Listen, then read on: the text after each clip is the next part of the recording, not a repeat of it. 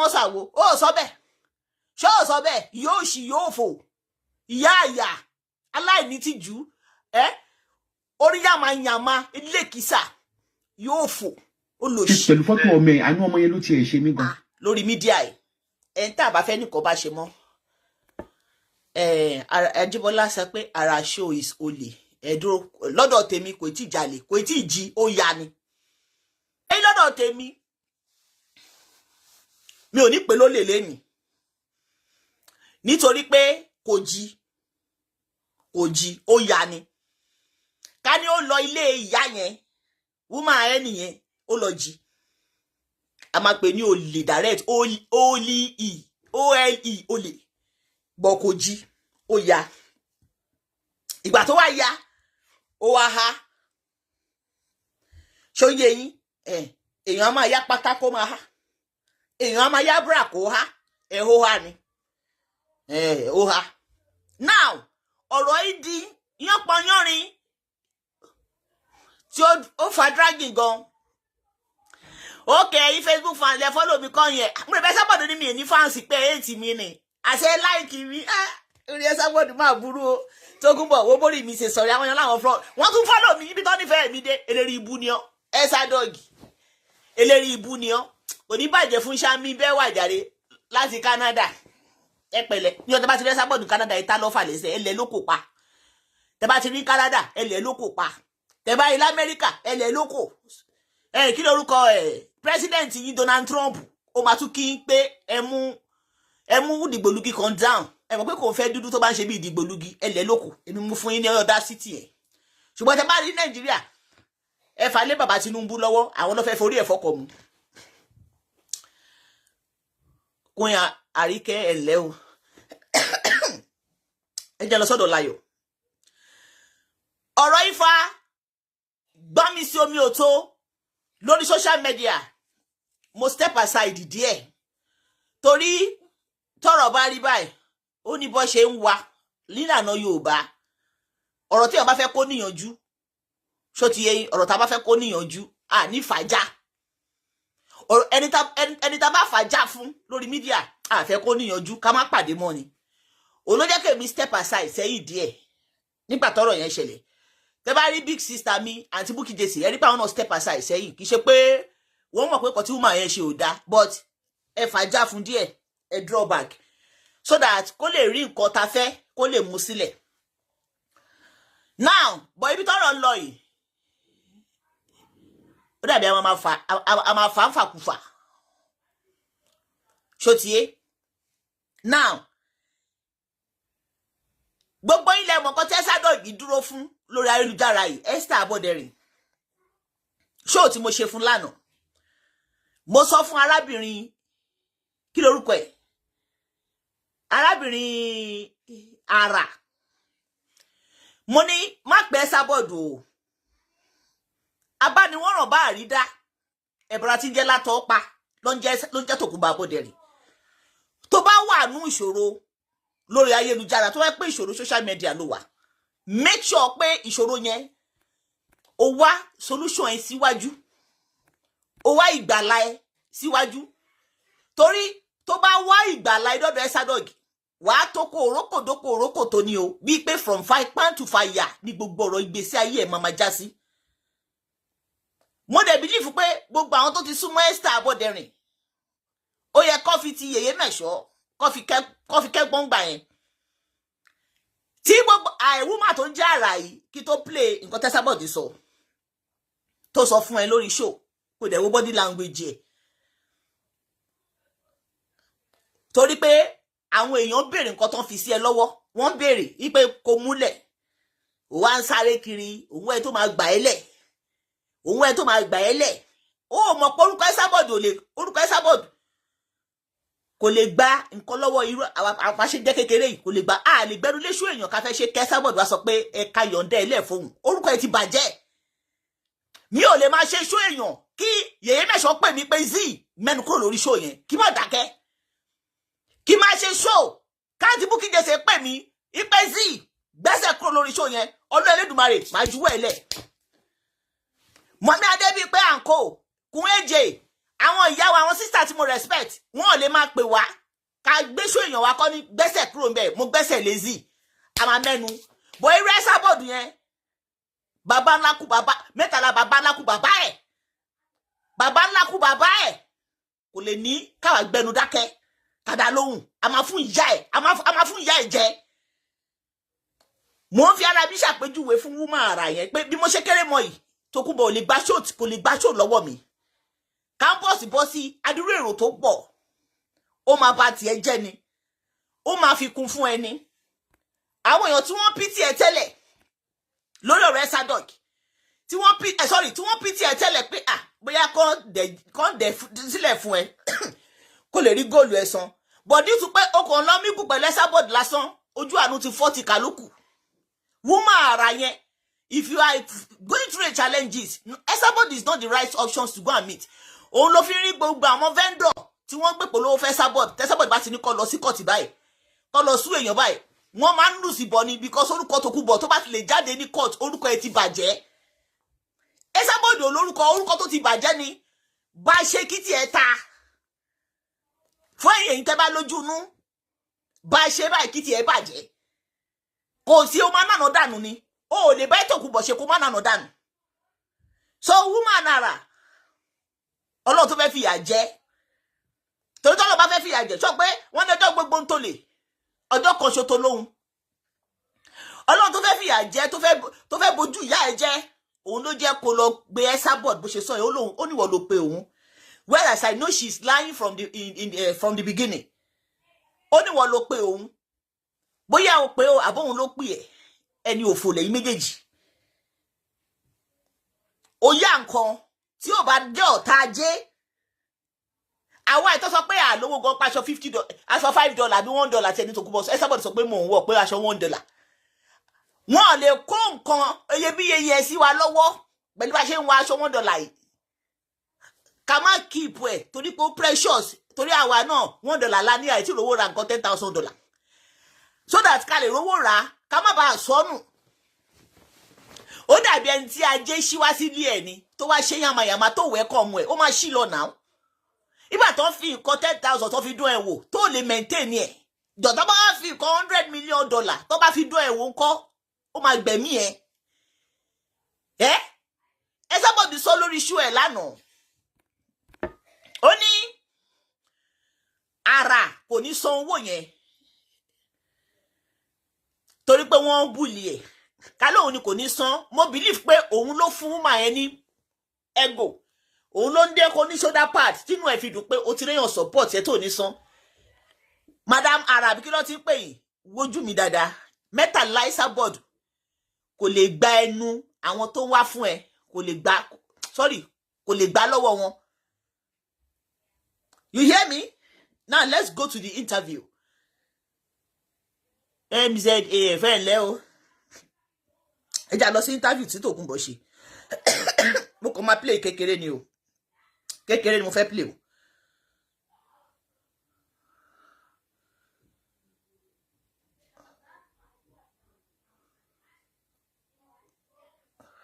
Ṣé fídíò yẹn lélẹ̀ ìkànnì ẹ̀yin náà ẹ wò bí èèyàn ṣe rí nílùú èyìnbó ẹ wò bí Esadog ṣe rí ẹ wò bó ṣe rí ó múra bí àwọn ará ọ̀run ẹ wò ó jókòó báyìí Ọlọ́run mọ̀ tó ti rí powder tó kú ò bá tọrùn ẹ̀ mú ó wá dàbí òkú ẹ mọ òkú táwọn Ghana máa ń gbé jókòó táwọn Ghana bá fẹ́ sin òkú ẹ ti wo fídíò àwọn Ghana yẹn tó bá fẹ́ sin òkú tó bá jókòó báyìí tó pé ẹ mọ̀ pé Ghana òkú wọn kì í lie down òkú wọn máa ń jókòó ni bí òkú yàgò báyìí tó ń jẹ mi mọ̀ bí ẹ ti rí ní Ghana gẹ̀ẹ́dì èpèjì yá ẹ̀ tó ń jẹ bọ́ ṣe wọ́n kú bọ́dà fún ìyá yẹn ẹ mọ̀ pé tó kú bá ti kú gbogbo ara ẹ̀ tó bá yẹ pé èèyàn dúdú ni ó máa dúdú yàtọ̀ so wọn get foundation ìyá yẹn di pọ́ọ̀tì gbà ṣe ní tó kú bọ́dà bí òkú ìyá Ghana tó yẹ pé wọ́n gbé jókòó tí wọ́n gbé kòkò sílẹ̀ gbẹ̀tọ́ ló tó ń jẹ láyé bí tó kú bọ̀ ṣe rí nìyẹn nígbà tó Esabod wà láyé tó jọ òkú tó ti kú òkú táwọn Ghana fẹ́ sin ṣé ó yẹ kó rí bẹ́ẹ̀ nígbà tó yẹ pé ìbànújẹ́ ọmọ ọlọ́mọ ó ti jẹ ọpọlọ ẹ̀ kò fíjọ́ kan ní ìdùnnú rí and tẹ́bẹ́dẹ̀ sí ní àwọn èèyàn tó bá ti wọ́n gìrì lọ́jọ́ alẹ́ bẹ́ẹ̀ yẹn ẹ mọ̀ pé ọjọ́ àárọ̀ wọn ò da ìbànújẹ́ ni ìbànújẹ́ lọ́jọ́ àárọ̀ wọn kéèyàn wà lu òyìnbó kó dẹ̀ sì tún dàbí òkú Ghana ẹjọ show normal now ẹja bẹ̀rẹ̀ show wa mo máa play video yìí 10 minutes ní Láyọ̀ fi gé òun nìkan mo fẹ́ analyse mi ò fẹ́ pẹ́ lórí show yìí rárá ó yá Esther àgbọ̀ ẹ̀. bẹ́ẹ̀ bóyá ọmọ yẹn tí ó bá sí lẹ́nu ẹ máa gbọ́ yẹn ó gbọ́dọ̀ sanwó yẹn tó bá gbé wá ní kò gbọ́dọ̀ sanwó yẹn. now ó lóun fẹ́ pe ara tó bá ti sí ní line ọ̀ tó bá dẹ̀ wà ní line ó máa gbóhùn ẹ̀ òun fẹ́ sọ fún pé kò gbọ́dọ̀ san more than 25 million naira owó góòlù tó gbà kò gbọ́dọ̀ san.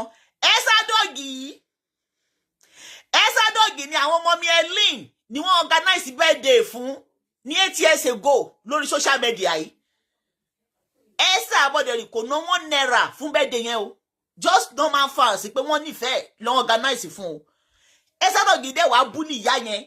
láfta tí wọ́n parí birthday ó ní gbogbo owó tó ná fóun ìyá yẹn ló kó ó jí Rolex òun wẹ̀rà sóun fúnra rẹ̀ ìrandíran ẹ̀ títí dèní tó fi lo gbogbo 40 years ní ìlú òyìnbó ìran ẹ̀ ò fowó ra Rolex rí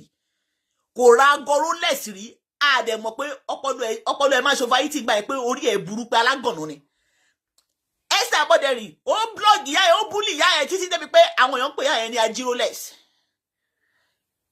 Get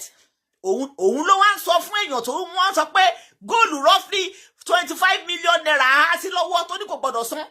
ó dẹ̀ ń bú ìyá yẹn pé ìyá yẹn jí Rolex òun tó bá fẹ́ bú ìyá yẹn lẹ́ni á sì tún máa bú ìyá yẹn wẹ́ẹ̀rà kò dẹ̀ ní Rolex ojú àlá ló ti ní Rolex ojú àlá ló ti ní Rolex kò ní Rolex lójú ayé. Kẹ́ máa wo ìka o ìka ò jẹ́ ṣe tiẹ̀ bẹ́ẹ̀ o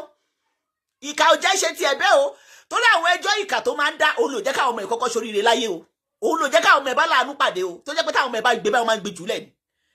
torí pé ẹjọ́ ìkà tó ń dá lórí ayé àwọn ọmọ ọlọ́mọ orí àwọn ọmọ tiẹ̀ ló ti padà ń dáhùn torí ẹ̀ tí wọ́n bá jẹ́ àgbààgbà tó bá rò fọ́ọ̀kà ọmọ inú ẹ̀ máa jẹ́ mẹ́ àwọn ẹjọ́ aburú ẹjọ́ ìkà tó wọn ò lè gbà lórí àwọn ọmọ ẹ̀ kí ló dẹ̀ fà á torí pé ó ní bífì pẹ̀lú ìyá ayé ni o torí pé ó ní bífì pẹ̀lú Kúyèjè ni o òun ló ṣe sọ pé torí pé Kúyèjè ló ní kéèsì ẹ̀ òun ló ṣe sọ pé gíléèdì ò gbọ́dọ̀ san owó yẹn ká ní àkọ́bí ẹ̀ ló kó àdúró owó yẹn jọ ìyẹn ò tẹ̀lé kó jọ́nà tó máa fi kú torí ìlú òyìnbó ló bí yẹn ló gbé yẹn wá ìyẹn náà ti lo more than 30 years ọjọ́ ayé ó ti lò ń lo òyìnbó kó jèrè rí àfi kó máa dóko kiri èrè tí yẹn jẹ ni pé òbò ló fi ṣe sọfẹ́níà fáwọn ọkùnrin nílùú òyìnbó yìí òbò ló fi ṣe sọfẹ́níà fáwọn ọkùnrin nílùú òyìnbó yìí ìyẹn ò tí ẹ̀ jèrè náà sọ kò lè mọ yìí tó kú bá Aboderin náà kó àdúró owó bẹ̀yẹn jọ rí àfi kó dá owó fún lórí social media Zuckerberg ló máa kọ́ sọ orú ẹ̀ fún so kò mọ yìí ẹ máa gbọ́dọ̀. láti wà pẹ́ tó ń tẹ̀ ń bulì. ẹ bó ṣe dàbí ó dàbí òkú ya Ghana bó ṣe rí very foolish woman. kò tí pé díwé tí mo máa ṣe treat case yàtọ̀ sí. báwo ló ṣe fẹ́ treat alágànnà ni ẹ́ èèyàn gidi ò kí treat case bí o ṣe treat case yẹn gbogbo case tó treat títí tọmọ ẹ fi digi eléra ó treat case títí wọ́n dún ọmọ ẹ mọ́nu mọ́tò ẹ̀ẹ̀mejì ló ṣẹ́yún fún tó kú bá Aboderin case tó treat títí tí wálé ẹ fi ń jọjà tó fi ń jẹ gbaná tó fi ń jẹ cocaine tó fi ń jà tíkẹ́ tó fi ń jẹ kólóòsì tó fi rọ tíkẹ́ẹ̀tì dànù ní school tó fi báàní ẹ̀ ní school tó fi lọ school mọ́ ó dẹ̀ lóun treat case ìwọ tó ti ra ayé ẹ̀ treat tó rí èso ara ẹ̀ treat tí gbogbo àwọn ọmọ ẹ̀ ti dòkú mọ́ ẹ̀ tó ti dòkú mọ́ ẹ̀ lọ́wọ́ tó jẹ́ èèyàn tó bá ń ka àwùjọ olóríire wọn lè kọ́ ọmọ ẹ̀ kọ́kọ́ mọ́ bẹ̀ case òṣìwọ́ ló wá ń treat tí ó treat orí burúkú tó wà lára ẹ̀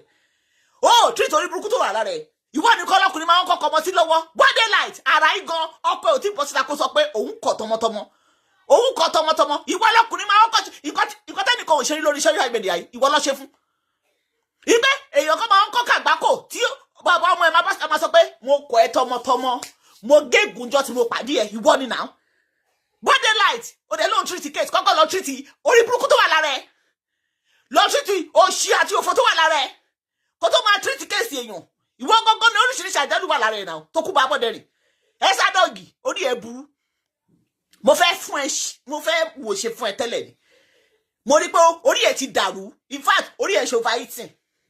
torí ò bá ṣe overeating ó ní wà proud àwítán ó wá wégèlè bí àwọn tó ń gbòkú lọ sọ́run torí àmàlà àwọn àmàlà ráàpù méjì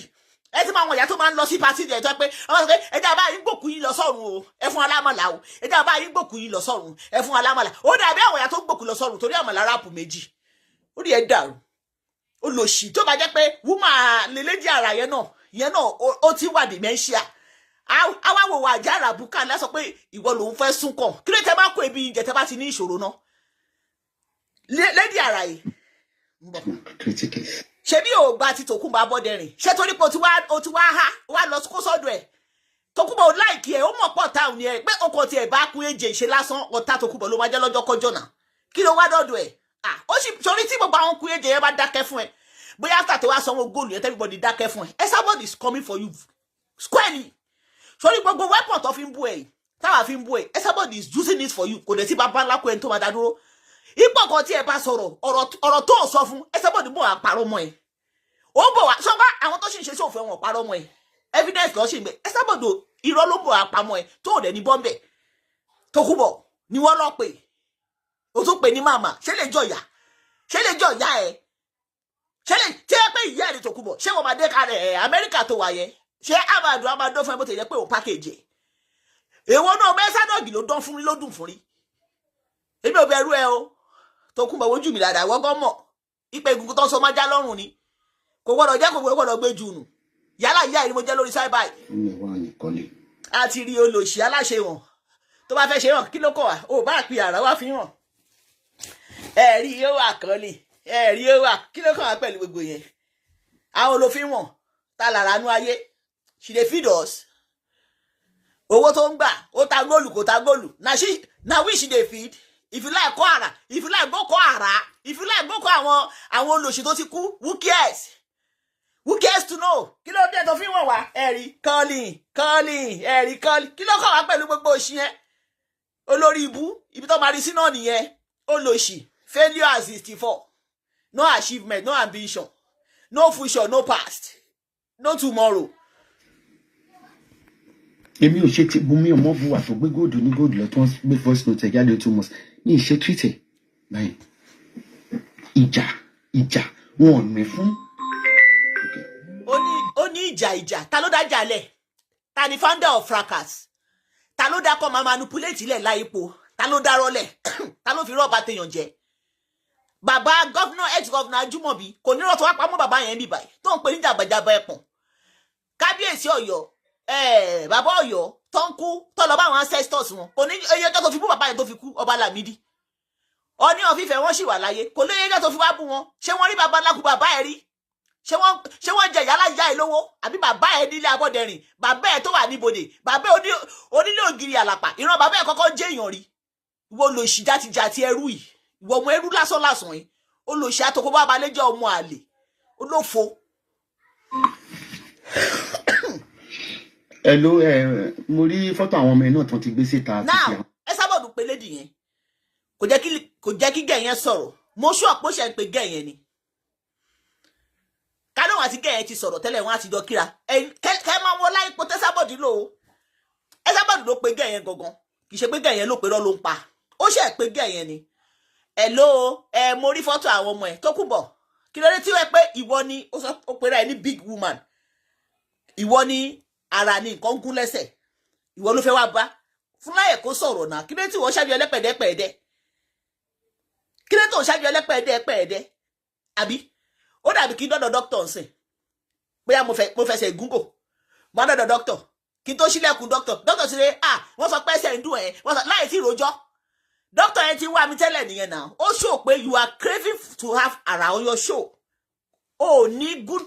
people mọ́ tó fẹ́ gbé wá you don't have any topic mọ́ ọ̀rọ̀ Lizzy Anjorin ò tà mọ́ kò tà lẹ́nu ẹ mọ́ ó ti họ ó ti họ kò mú views wá mọ́ ìwọ ló pèyàn lédi yẹn ò gbé lédi yẹn wá pè ẹ padà ó ti ẹ̀ ṣe ẹ̀ ló ó kàn ní ẹ̀ ló mo rí pé wọ́n blọ́ọ̀gì àwọn ọmọ ẹ̀ ìwọ ń blọ́ọ̀gì ọmọ èèyàn Esther Abọ́dẹrìn ṣé wọ́n kì í blọ́ọ̀gì àwọn èèyàn ó blọ́ọ̀gì ọmọ lọ́mọ èmi tí mò ń sọ̀rọ̀ èmi ìṣọmọ lọ́mọ olórí ibú yìí ó ṣì ìjọ ló blọ́ọ̀gì àwọn ọmọ tiẹ̀ rí Florida ń bẹ̀ yẹn bọ́mọ yẹn ṣe kéré tó ọmọ kan tó ti ń ṣépè fọmọ yẹn tó ti ń blọ́ọ̀gì ẹ̀ ǹjẹ́ ó fẹ́ gbé grandchildren yẹn wá síta rí ó blọ́ọ̀gì Florida Esabod ó blọ́ọ̀gì ọkọ mi ṣọ́kọ mi ò ṣọmọ lọ́mọ wọ́n sọ pé kò ní bàbá láyé ṣọ́ sọ bẹ́ẹ̀ fún ẹ mi ò tí ì débẹ̀ ẹ jẹ́ àmà bọ́rọ̀ wà lọ sorry kí lórúkọ ọmọ Kúyèjè orúkọ àwọn ẹ̀ sápá mi lórí Tìmílẹ́yìn Àtàǹjọ́lá ó blọ́ọ̀gì wọn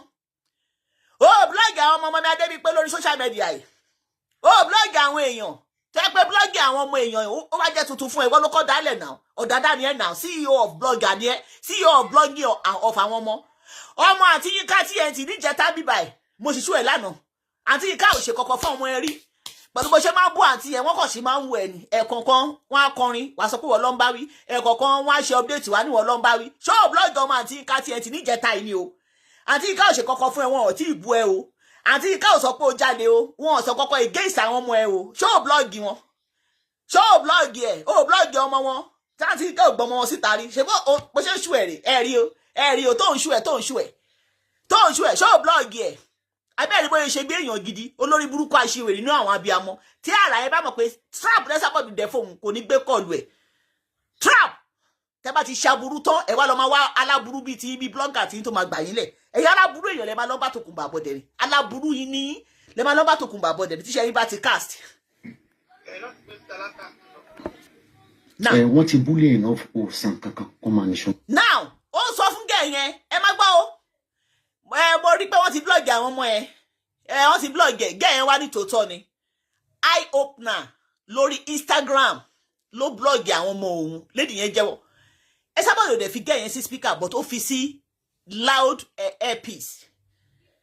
tí n bá fẹ́ báyàn sọ̀rọ̀ sí èèyàn bá pè mí tí n bá fẹ́ fi sí speaker tí mo dẹ̀ ń ṣe show mo máa yọ mo dẹ̀ máa lo volume yẹn ẹ ní gbọ̀ngàn tẹ́ni yẹn sọ fún mi but tó bá wà ní loud earpiece bí mi ṣe fi sí speaker ẹ máa gbọ́ lady ẹ wá dẹ́ sábọ̀dì lóhùn because mọ̀ ní sábọ̀dì ló ṣe kọ́kọ́ fi sí speaker because lady ẹ lè lọ sọ̀rọ̀ tí ò ní favour ẹ sábọ̀dì kó wá dẹ̀ lọ ṣẹ̀sìn òun ló ṣe rọra yọ kò dẹ̀ mọ̀ pé ó dẹ̀ mọ̀ pé wà ní loud earpiece pé àwọn èèyàn máa gbọ́ lady ẹ wá dá lóhùn pé yes ẹjọ́ mọ̀ bọ̀ eye opener ló blọ́ọ̀gì àwọn ọmọ òun látànà lórí Instagram ẹ sábọ̀dì wá sọ pé no òun rí lórí Facebook ni ṣé ń gbọ́ ó lóun rí lórí police station ṣùgbọ́n ó lóun rí lórí Facebook ni ipe wọ́n ti ń blọ́ọ̀gì woman yẹn ju àtàwọn ọmọ ẹ̀jú pé kó má san kọ́bọ̀ mọ́ ẹ tó bá mọ̀ pé òun fẹ́ gbowó lọ́wọ́ ẹ̀ kó lọ sí police station abánidá ni o abánidá aráyé kì í bá ní débẹ̀ tó bá ní kó máa lọ à ń bẹ̀lẹ̀ yìí òféègè lásán ni ohun tá sọ ẹ̀dá láfi bú ẹ bọ́dọ̀la àrà tó bá di lọ́la ẹ sádọ̀gì tó ní kó máa lọ station tí station bá dé bó ṣe sọ fún ejò tó ṣe jẹ́rìí nìyẹn kó máa lọ kọ́ọ̀tì tí yẹn lọ kọ́ọ̀tì from Ìlọrin from Adégúnlẹ̀ from kínní tó yẹ pé gbogbo ibi tó náwó sí máyẹn ló máa mọ iye tó ti ná fẹ́jọ́ ó dànù ni o wọ́n ń fojú re wọ́n fi ń ṣe àánú yèyé mẹ́ṣọ́ ni o ìwọ tó ti rówó ra góòlù ló ní kó máa lọ sí police station tó dẹ̀ mọ̀ pé ò níwèé ó rí pé Tòkunbọ̀ fẹ́ ṣe kí ló fẹ́ yẹ kọjú ẹ̀ padà ká ló ní dọ́kúmẹ́ǹtì ni ó sì dá ní ayé Donald Trump tó ní ó ń jù wọ́n sílé tó ń fojú àánú àwọn dúdú kó jẹ́ pé iṣẹ́ ọ̀daràn náà kí wọ́n kò láì gbogbo àwọn tó ti ṣe yíkìyíkì fún kí gbogbo wọn gba police station lọ́ṣẹ́ mi ẹ̀ lè gbé ṣé Tòkunbọ̀ ara tíkẹ́ẹ̀tì á fi Dublin àwa bẹ́ẹ̀ ṣẹjọ́ ń bẹ̀ ṣó ti rí sí ipa abánidání Tòkunbọ̀ ló ètì ẹ̀jù láyé nǹkan tẹ́sádọ̀gbì ṣe yìí ìyá ayé náà lè sọ fún woman àǹtí ẹnìyẹn tó máa ní kó lọ police station but táwọn èèyàn sọ pé torí pé ò níwèé kọ́ má fi yẹn ṣàkóbá fún ẹ because tó bá fi opportunity yẹn tó fi lọ di ọ̀ràn because ìbẹ̀rẹ̀ ẹjọ́ lèèyàn mọ̀ èèyàn kì í mọ ìgbẹ̀yìn ẹjọ́ tó bá lọ di ọ̀ràn tó wá di pé nǹkan tó padà jù ẹ sílé tó ò níwèé tó ò ní dọ́kúmẹ́ǹtì o jọ̀ṣẹ́ Esabod máa rántí ẹ Esabod náà ló sì máa padà wá fi bú ẹ pé o ti ja iye ọjọ́ ọ̀la ẹ má yé gbogbo fídíò tó fi ń jẹ lobster ibẹ̀ ni wọ́n ti fẹ̀gùsì ṣe lobster o ṣọ́ra mi yé yín ibi tó ti fẹ̀gùsì jẹ lobster tó ń fẹ́ gùsì jẹ lobster tó ti fẹ́ gùsì jẹ lobster Esabod a máa gbé wá síta a fi máa bú ẹ ipe kọ́ wa ayé ẹ lóde o ẹ̀yin tẹ́ bá ti wà lóyè ìbò tẹ́ bá ti níwèé o ẹ má fẹ́ gùsì jẹ lobster o ẹ má lọ pátí o a máa fi bú ẹ ó ní kó lọ police station ṣé ìyákù ìyá ẹ̀ tó bá invite ẹ police station ṣó máa tẹ̀lé ẹ ṣó máa ra tíkẹ́ẹ̀tì wà bẹ́ẹ̀ lamẹ́ríkà ẹ̀ tó ti yẹ pé jọ́ tó máa kọ́ wa amẹ́ríkà báyìí wọ́n ju wèrè bí òkú àṣetánì ni wọ́n ju bí òkú àṣetánì ni sí island ni ìtìjú báyìí ló fi sọ pé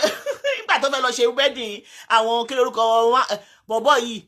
ọ̀kan lọ́mọ àti ìyàwó ẹ̀ tó ń ṣe wedding tó fẹ́ lọ síbẹ̀ tó fi ṣe mother of the day wọ́n jẹ́ wọlé point of entry wọ́n ju wèrè dànù ìmọ̀túnká torí ẹ̀sẹ̀ oṣù méjì ló ń gbọ́bọ̀ àwọn ará America custodian wọ́n ju wèrè dànù láti point of entry ẹ wo ọgbà pé ó dẹ̀ máa ń ṣe show off ìgbà tó wà ní flight ó ṣe live America ó ń bọ́ àwọn èèyàn ṣẹ́rí Shami B, thank you jàre. Ṣé tó dé point of entry báyìí táwọn ọlọ́pàá dá dúró ó wá pa live camera. Wọ́n mú wèrè báyìí. Wọ́n ṣe 2020 we have been expecting you they say you are a terrorist, you are bringing bomb to our country. Wọ́n mú wèrè báyìí. Wọ́n ṣùrùgùdù. Wọ́n ju wèrè padà sí island ni. France ló ti bá rẹ̀. Ó dàbí airline ló lò. Kí lórúkọ airline? Kí lórúkọ ẹ̀?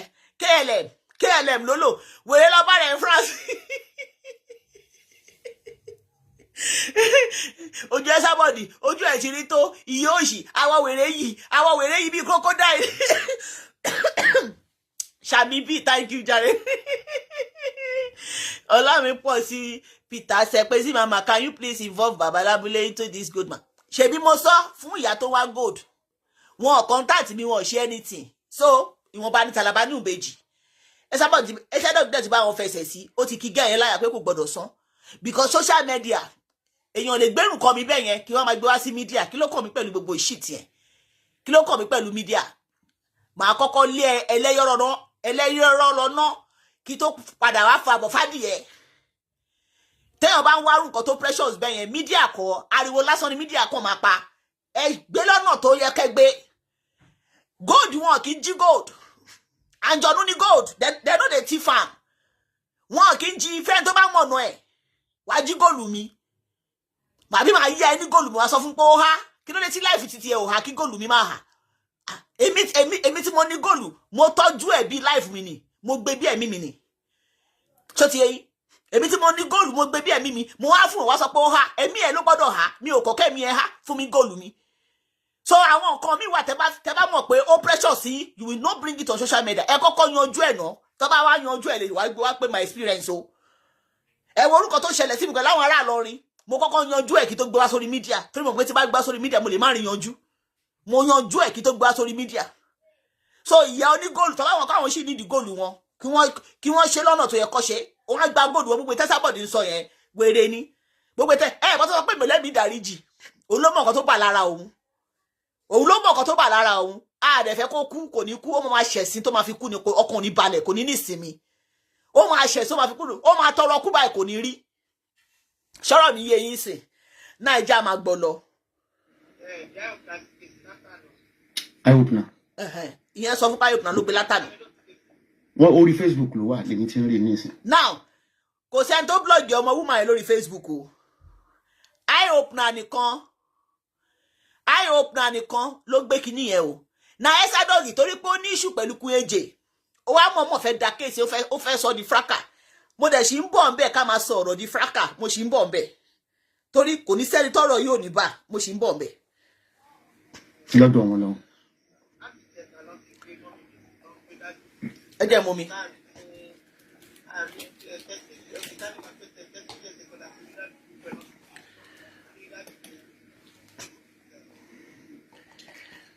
ètò èmi wá concern tó máa ti ẹ̀gbẹ́ máàmá tó ń gbé gbogbo ẹ̀ ìyẹn dọ́tẹ̀ tó bá lọ parẹ́ nǹkan. Esabod ipò sọ̀rọ̀ ilẹ̀nu ò ní ṣoríire ó ti ń ṣorí burúkú ó máa ṣorí burúkú wọnú sáré ni ìrì àtayọ̀ ayé ò ní fi wá ẹ̀rí òfò àdánù ìbànújẹ́ ló máa fi máa lé ẹ kiri tó kú bá bọ́dẹ̀rìn wípé ọkàn sọ pé ìyẹn dọ́tà àrà ipe torí pé wọ́n ń búlẹ̀ tó bá lọ parẹ́ nǹkan ṣé ìwọ ò búlì mi ó búlì ọmọ Lizzy Anjorin tó wà l'Amẹ́ríkà ọmọ ọlọ́mọ tí ìyá ẹ̀ fi pamọ́ torí ẹ̀yin ìkókò ajẹgúnjẹran ìyá òfijọ́ kan gbọ́ ọmọ yẹn síta rí wọn òfijọ́ kan gbé sọ́sẹ̀sì ọmọ yẹn síta rí ìyẹn ọmọ yẹyẹ mẹ́sọ́ ọmọbìnrin ó búlì ọmọ yẹn ó blọ́ọ̀gì ẹ̀ Esadog ó blọ́ọ̀gì Anjola ó blọ́ọ̀gì Tìmílẹ́yìn Florida kékeré yẹn ṣó blọ́ọ̀gì ẹ̀ ọmọ àti Yínká TNT tí wọ́n rọ ọmọ yẹn nínú school uniform tọmọ yẹn múra tó ń ṣò pé ìyá ẹ̀ tọ́ kì í ṣe pé wọ́n ṣòbí tọmọ yẹn ti ṣọ́yàn lẹ̀ báwọn ọmọ ẹ̀ ṣe ń ṣọ́yàn lẹ̀ tọmọ yẹn pàtẹ òbò tọ́dún ọmọ ẹ̀ o ṣó blọ́ọ̀gì ẹ̀ Esadog ìwọ wá sọ torí pé Eye-Opener kàn gbé ọmọ wúmà yẹn gìdẹ̀ ṣe pé wọ́n dédé gbé wúmà yìí ló dárúkọ ọmọ ẹ̀ pé ọmọ òun ni góòlù há sí lára ọmọ òde kì í ṣe under age ẹwẹ jẹ́ mú mi mo ń bọ̀.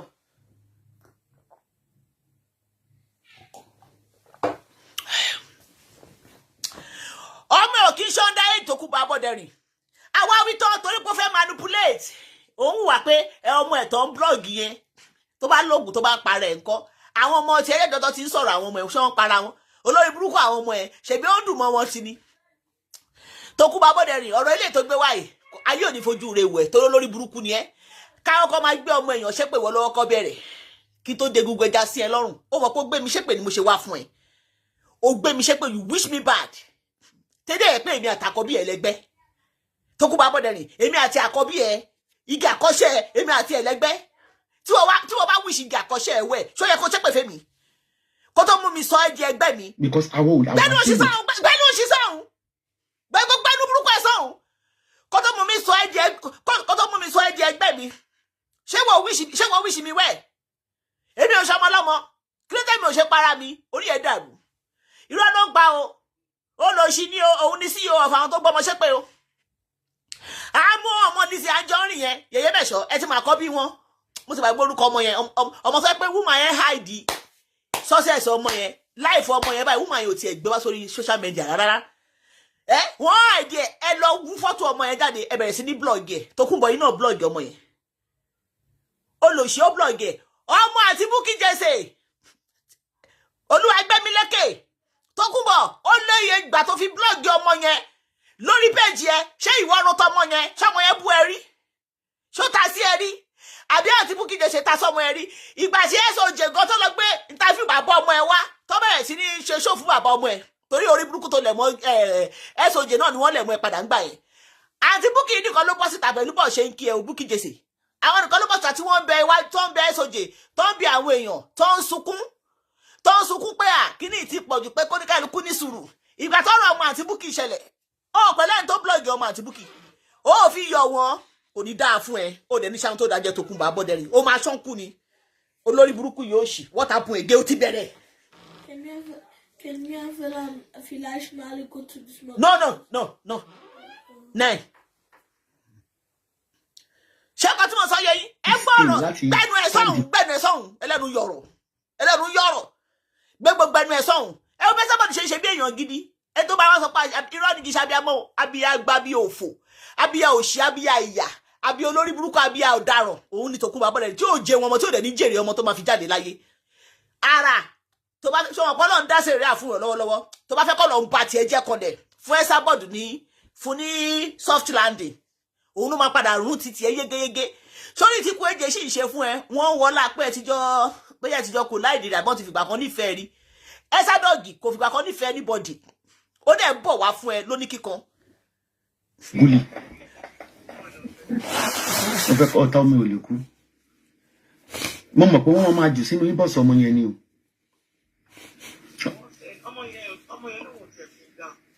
Akókò máa block wọn. Ẹ máa gbọ́ o. Of course. Ó ní mò ń sọ lórí ibi lórí Esabod freedom fighter mi ò sin speaker but ò sin speaker àwọn èèyàn ní pẹ̀lú búlì tí wọ́n ti jẹ́ kó go through yẹn èyí ò solve problem báyẹn because wọ́n gan ti sick already mentally wọ́n ti insanity ẹ̀ ti tọwọ́ bọ̀. Esabod Esther Àṣàbí ọmọ àlè Abọ́dẹrìn sórí táyé bá ń jẹ ayé tí bá ń jẹ gbà tí irun funfun ò kúrò lórí àwọn arúgbó tí orí àwọn ọmọ ẹ̀dámọ̀dẹ̀ ṣe ń kan sọ́mọ̀ ayé ò ní kẹ́kú ayọ̀ lórí ọmọ pẹ̀lú ọ̀rọ̀ tó ń sọ bí báyìí ayé ò ní kí ẹ kú ayọ̀ tó máa fi jáde láyé tó máa fi wọn ẹsẹ̀ mẹ́fà fún ẹ tó máa fi lọ bá Elédùmarè ayé ò ní kí ẹ congratulation lórí ọmọ Elédùmarè á wọ láwọn màlẹ́kà tó ṣílẹ̀kùn ẹni àtàwọn tó máa tì í á wọ láwọn ẹ̀mí tó jáde láyé lẹ́ni àti ẹ̀mí tó ń bí sáyé lẹ́ni Tókunbọ̀ Abọ́dẹrìn Esther Àṣàbí ayé ò ní kí ẹ kú ayọ̀ lórí ọmọ gbogbo ẹnu ni mo fi sọ ayé ò ní kí ẹ kú ayọ̀ lórí ọmọ ìwọ lè sọ pé ara wà mental kò tí pọ́ṣù kan tí wọ́n gbé kéèsì ara sílẹ̀ ó lé yọdún tó fi blọ́ọ̀gì Lizzy Anjorin lórí social media yìí ó blọ́ọ̀gì Lizzy Anjorin ó blọ́ọ̀gì ọkọ ẹ̀ ó dẹ̀ sí blọ́ọ̀gì ẹ̀ lọ́wọ́lọ́wọ́ so Lizzy Anjorin ni ò ní mental health Lizzy Anjorin ni ò deserve kó gbélé ayé Lizzy Anjorin ò jalè ó lé iye ọjọ́ tó fi ń blog arábìnrin torí pé ó ń ṣọ̀rọ̀ ajé ẹ̀ kò ní dáa fún ẹ̀ Tókunbọ̀ Abọ́dẹrìn ó ní ṣoríire ó dẹ̀ ṣoríire náà àwọn ọmọ èso burúkú tó jáde lára ẹ̀ wọn ò ní jèrè tó bá tún kú tán àwọn ọmọ aráàrí ayé kú ni àwọn ọmọ aráàrí ayé kú ni ìkà ni ẹ ò ṣàbíamọ olòṣì ni ẹ so ìkà ni ẹ ìkà ẹ mọ̀ pé ìkà ló ń ṣe wẹ́n tó máa sọ fún ẹni wọ́n ní àrà gbé góòlù ó ní kó gbé góòlù owó ẹ lẹ̀ àwọn yẹn kọ́ what happen. Yeah, I don't want anybody to go outside. Just close the door, beat it. And nobody should disturb me till I finish, beat it. Yeah. Everybody has about this. Body light, I'll deny. Oh, ya gold. Oh, ya gold. Oloha. Àwọn yẹn kàn bẹ̀rẹ̀ gbé góòlù lẹ̀. Ká ló ti gbé góòlù lẹ̀ ńsìn. Wọ́n sì bully ẹ̀. Àní ẹ̀yin náà yé bu mọ́. Ẹni kò lè sá ó sá. Ẹni kò ju tọwọ́ ẹ̀ lẹ̀, ó ju tọwọ́ ẹ̀ lẹ̀. Ṣé kò tí mo sọ yé yín kò tí ju tọwọ́ ẹ̀ lẹ̀ ìwọ wá sọ pé mental health ẹ̀ àwọn tí wọ́n máa ń bully ṣé o mọ mental health wọn Lizzy Anjorin tó ń ba brand ẹ̀ jẹ́ kò ní mental health tó fi ń polówó fẹ́ lómi ó ń ba tèèyàn kan jẹ́ ó fi ń polówó fẹ́ lómi torí pé wọ́n fún ẹ ní nǹkan tó máa jẹ́ brand mi ṣe bí bó ṣe mẹ́nu lé nìyẹn ṣùgbọ́n lọ́lọ́run òjò ẹ pàṣẹ pé àwọn kì í ṣe àwọn olòṣì kì í ṣe àwọn fans ẹ kì í ṣe àwọn tó gba tiẹ̀ ló bá wà ń rajà àwọn olórí burúkú tó ń kó kiri kọ́ ló bá wà ń rajà èèyàn lè kówó Everbright dání sí kó sọ pé ọ̀rọ̀ wèrè tí wọ́n sọ yìí ni òun ò ní fi ralé wọ́n rà á wọ́n dẹ̀ ra dẹ̀ lọ́wọ́ Lizzy Anjorin ìyẹn ò ní mental health Tókunbọ̀ Abọ́dẹrìn àbí Bukky Jesse tí wọ́n blog ọmọ wọn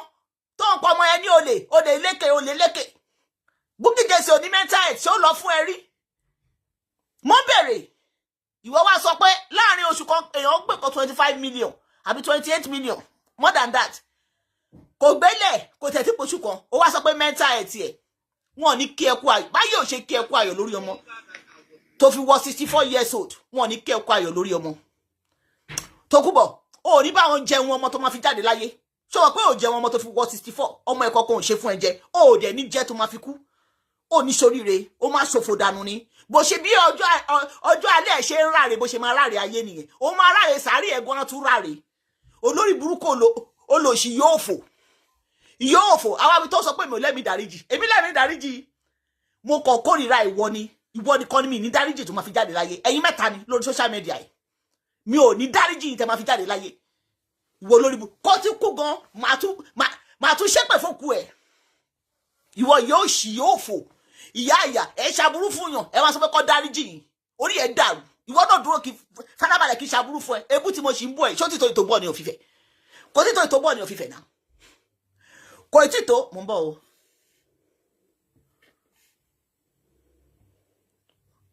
ayé tì àbí kí ló ti ń jẹ́ orí ìyá ẹ burú orí ìyá òṣì tó láàbò òfò tó fi bí ẹ yẹn orí ìyá ẹ burú lọ́nà ọ̀run wo lórí burúkú ọmọ òṣì ẹ jẹ́ máa sọ̀rọ̀ mi lọ. ẹ wo bẹ́sẹ̀ wọ́n ti ṣe bí abiyamọ bíi pé ó cares as if she cares tẹ́lẹ̀ bá mọ̀ pé ó dẹ trap fún ara yìí mo máa gbé yín débẹ̀ lórí iṣẹ́ orí iṣẹ́ yìí náà ni o ara náà dẹ ikú ń dẹ dẹ̀dẹ̀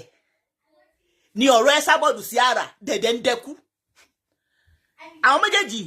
wọ́n jọ ń dẹra wọn ni ara ò láìkẹ́ ẹ sábọ̀dù láti lẹ̀ ẹ sábọ̀dù náà ò láìkẹ́ ara ṣùgbọ́n wọ́n fẹ́ fi ọ̀rọ̀ wọ́n fẹ́ fi ṣera wọn lóṣùṣù ọwọ́ ṣùgbọ́n àwọn méjèèjì padà ṣe kí ni wọ́n padà ṣẹ̀sìn lórí show yìí máa play ẹ̀ fún yín ẹ jẹ́ àmà gbọ́lọ̀. ẹ̀jẹ̀ ṣiṣẹ́ àwọn tí mò ń ṣiṣẹ́ fún ẹ̀jẹ̀ kó sanwó mi fún mi. tó fi sanwó yẹn padà. iṣẹ́ tí mò ń ṣe rè mi ì ṣọ̀lẹ. now woman ara yẹn sọ fún Ẹsàdọ̀gì pé òun àti àǹtí ẹni ọlá tó ní góòlù yẹn àwọn ti jọ ṣe payment plan bóun ṣe máa sanwó yẹn padà but àwọn tó ń búlé òun wọn ò jẹ́ kóun ṣiṣẹ́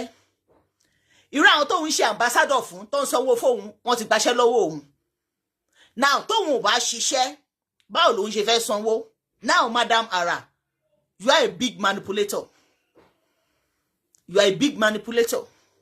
tí o bá fẹ́ sanwó ìyá oníyà tí góòlù ẹ̀ háì last year July àbí June ni góòlù tó ti wà lọ́wọ́ ẹ̀ ó fẹ́ lò lọ pati ẹ̀kan ṣòdè yẹn ṣe pati ó ò fi gbogbo oṣù yẹn ṣe pati o ó ò fi 5 months ṣe pati o ó tún lọ fẹ́ ṣe photoshoot lórí góòlù onígóòlù ó tú ẹsẹ̀kẹsẹ̀ tó fi ṣe pátì yẹn bó ṣe wọ aṣọ yẹn kò tí tẹ́ lọ́rùn tó. July, August, September, October, November, December, January, February, March, 8 months. Tó bá yẹ pé tòótọ́ lẹ ṣe payment bá tó fẹ́ san gbogbo pa yẹn wọ́n ti bully ẹ wọ́n ti blog ẹ o. Ó yẹ kó ti máa san lára àwọn owó tó ń sọ fún ẹ yẹn. Ṣé gbogbo 8 months yẹn wọ́n sanwó advert fún ẹ?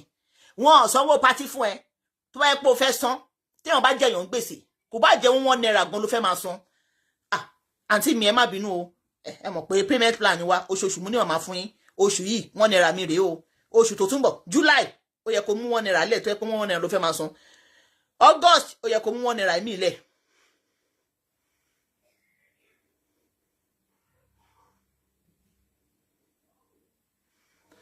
Abiola Ogunsoya, who are you talking to? Abiola Ogunsoya, who are you talking to? Are you talking to me or you are talking to Ara or Esabod? Modify your comments, okay? Abiba lo ṣe ń sọ. Ẹ gbé comment yín, ẹ jẹ́ kó dúró dáadáa. I should know who you are talking to. July ni góòlù ti há. August yóò ní àǹtí ẹni $500 mo fẹ́ máa fún yín o. Ẹ jọ̀ọ́ ẹ má bínú ẹ ṣàánú mi. Mi mo bá àwọn ọmọ yìí ṣe sọ kó fún $500 kó rí pé yes o ti make attempt. August rí $500. September o máa san $500. October o san $500. November o san $500. December o máa san $500. January o máa san. February o san. March o máa san. Because o ready láti san. Òun làwọn tó ń drag yẹ lọ ṣe gbé ìgbésẹ̀ so that kẹ́lómi má bàa wọ victim because wọ́n rí signal pò fẹ́ san. Téèyàn bá jẹ owó tí ò bá ní agbára àti san papọ̀ ó lè máa san díẹ̀díẹ̀ ayé ò ní wọ́n mú yàn sí o. Kéèyàn lọ kọ́ọ̀tì gan tó bá lóun fẹ́ máa san díẹ̀díẹ̀ ìtagbára ẹ bá gbé ló máa san. Sọ̀rọ̀ mi yé yín ìtagbára ẹ bá gbé ló máa san. Kò dẹ̀ sẹ́ni tí ò ń jẹ gbèsè nílò òyìnbó àkàn ń jalè ni. Torí bó jalè ń Jámánì ìjọ yẹn gangan lọ́wọ́ pálábẹ̀ ẹ̀ máa ségi Jámánì ya wèrè gan. Gbogbo pé wọ́n fi kéra nǹkan ẹ̀ fi kéra bóyá wọ́n sọ pé wọ́n ń wọ́ke ẹ̀ fi kéra kíní ẹ̀ fi kéra eléyìí ẹ̀ fi kéra gbá ẹ̀ fi kéra aṣọ ẹ̀ fi kéra bàtà ẹ̀ fi kéra tó bá dọ̀wọ́ Germany àdántán ni. Ìjọ yẹn lọ́ máa ti track ẹ̀. Ìjọ yẹn lọ́ máa ti track ẹ lọ bèrè lọ́wọ́ gbogbo àwọn tó ń ṣe. Ìjọ yẹn lọ́ máa ti track ẹ̀. Ipe wà Jámánì ó lọ wá góòlù sáyà òun rìn kiri ìjọ Jámánì wọ́n máa trace ẹni wọ́n fẹ́ mọṣẹ́ tó ń ṣe ipò kan tiẹ̀ lọ gbé góòlù sáyà wọ́n fẹ́ mọṣẹ́ tó ń ṣe tó bá wá trace ẹ tó rí pé iṣẹ́ legit ò ní problem but ó rí pé wọ́n bá owó ló ń wọlé fún ẹ lóṣù ó wá ń gbé góòlù sáyà ìjọ náà máa ti fojú sí ẹ lára wọ́n máa ṣọ́ ẹ kiri ni so ẹ lè rí iṣẹ́ ọwọ́ wà là ń jẹ ní Germany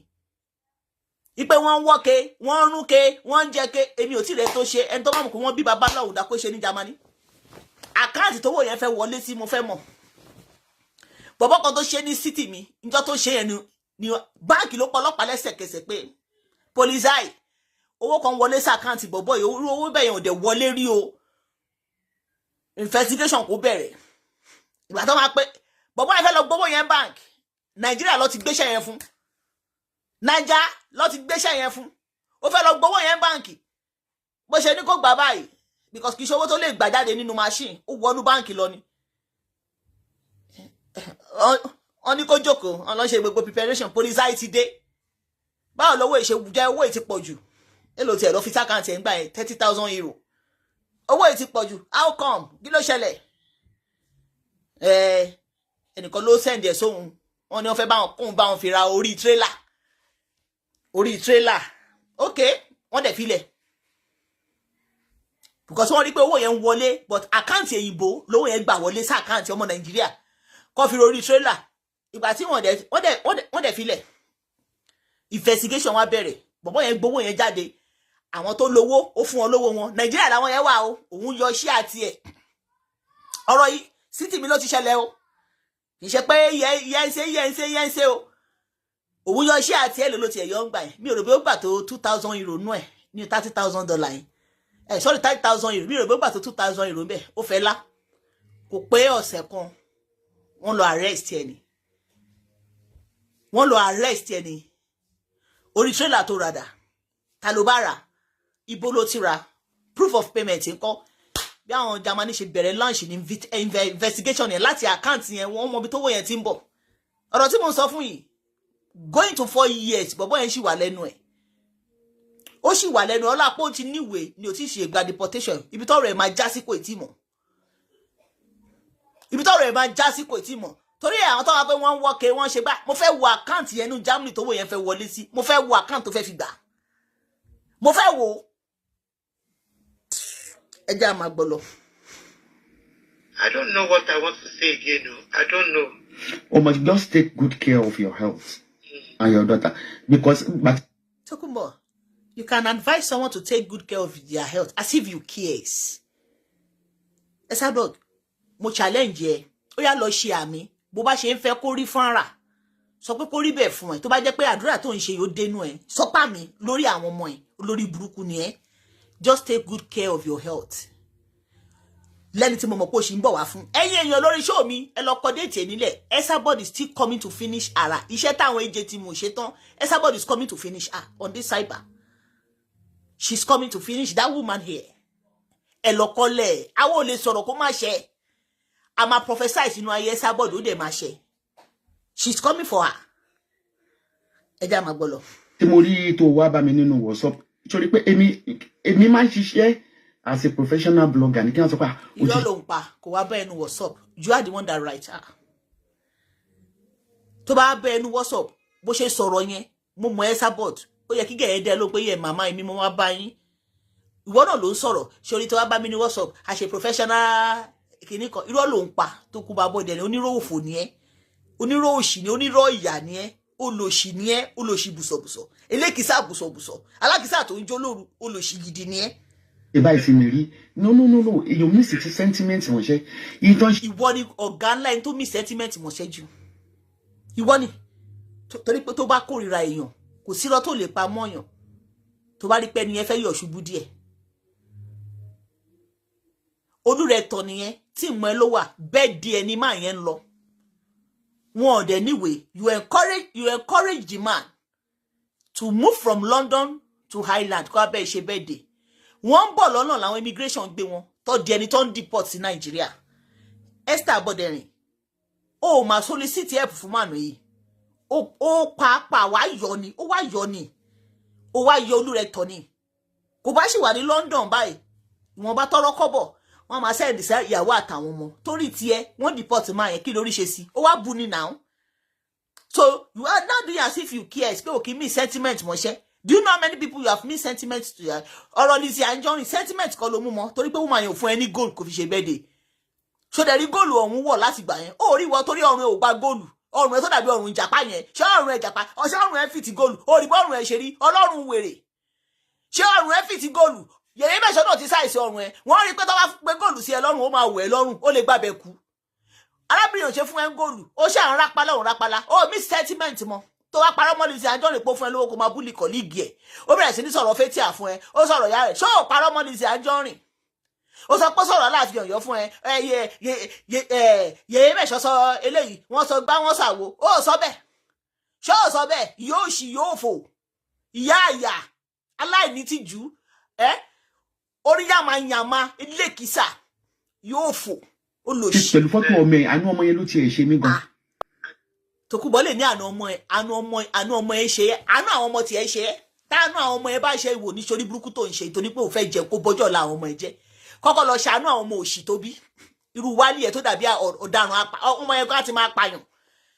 máa pààyàn apààyàn ní irú wálé ẹ̀ tó dàbí ọ̀daràn yẹn orí bọ́mọ ẹ ṣe rí orí bó ṣe dàbí wèrè tí Gbémilékè tí wọ́n ń bú tó bá rí bọ́mọ yẹn ṣe fresh tó stand out tí Anna ẹ tó bá rí Gbémilékè á máa bẹ ni pé will you be my husband Gbémilékè tí wọ́n ń bú ọmọ Bukky Jesse tó bá rí ọmọ yẹn physically tó bá rí bọ́mọ yẹn ṣe clean tó fresh pa kò máa fa gbó kò jẹ gbó kò jọ jọǹkì kò jọ hoodlums kò jọ tout kò jọ jà tó bá rí bọ́mọ yẹn ṣe fresh pa Anna ẹ tó bá múru ọmọ yẹn wálé Tòkunbọ̀ wọ́n máa gbàlù ní pé ẹ̀yà o mo fẹ́ ṣe ìyàwó fọ́mọ o ẹ̀rọ kọ́ ọmọ mi wàá máa ṣe bẹ́ẹ̀ olórí burúkú àánú ọmọ àwọn ọmọ títí ẹ ò ṣe é ó lò sí orí òríra ẹ̀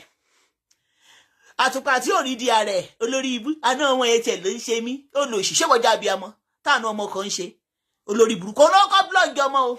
kò sí kan tí òkè kò bá jẹ oyún inú tó kú bọ blọọgì ẹ lórí burúkú àná ọmọ yẹn ló tiẹ̀ ṣe mí ó wá ṣojú bá ara ọ̀run ó lò òṣì olófo olóró ó jọ ti bá rí ìyá ẹ ó jọ ti bá rí Ẹsàdọ̀gì ó jọ ti bá rí ẹ físíkàlì tí bá gbà ìyá ẹ létí sọ pé mo ń tẹnu mọ́ tí bá gbà ìyá ẹ létí sọ pé ọmọ àlè ni mí mo máa dúró báyìí tí máa gbà ìyá ẹ létí ni mo máa fún ìyá ẹ nífọ̀jú ni lòṣì olórun yóò fò. ọmọ yẹn lè do ní drug kò ní depression tí Jésù dẹ̀ nígbà fún wọn lágbára ìdùnnú. ṣe ti ń gbọ́ ó ní ọmọ yẹn lè do ní drug kò ní depression because àwọn ọmọ yẹn jẹ drug ọmọ yẹn jẹ drug. Tina ó ń fa sìgá ó ń fa gbó Anna ó ń fa sìgá ó ń fa gbó ìyá wọn lọ fi jọ ẹ mọ̀ pé kò síbi tí òun náà ti lè fa kò ní decorum kò ní public decorum ó máa gbé gidi ni olóṣò ní sìgá ìyà ó fà gbogbo ọpọlọ ẹ̀ ti dúdú gbogbo àti intestine ẹ̀ gbogbo ẹ̀dọ̀fóró ẹ̀ gbogbo ẹ̀ ti dògù olórí ibú ẹlẹ́dẹ̀ ní drug ní preparation àwọn ọmọ tiẹ̀ gbogbo bá ṣe ń bù ní wọn ṣọ́ ní depression àwọn ọmọ òfò tóbi olóṣì yóò ṣì. because n tó máa ń fa depression nìyẹn ẹ ti búlì Arasho débi kọ́mà gbogbo iṣẹ́ pátápátá ni wọ́n ti gbà lọ́wọ́ ẹ̀ àbẹ́yìn náà kọ́lẹ̀ sọ pé kọ́ ń gbaṣẹ́ lọ́wọ́ ẹ̀ wọ́n ṣe nígbà wọ́n ti gbaṣẹ́ lọ́wọ́ ẹ̀. Tókunbọ̀ ó ní wọ́n búlì Arasho kí ló wá dé tí throat mi ń dry báyìí.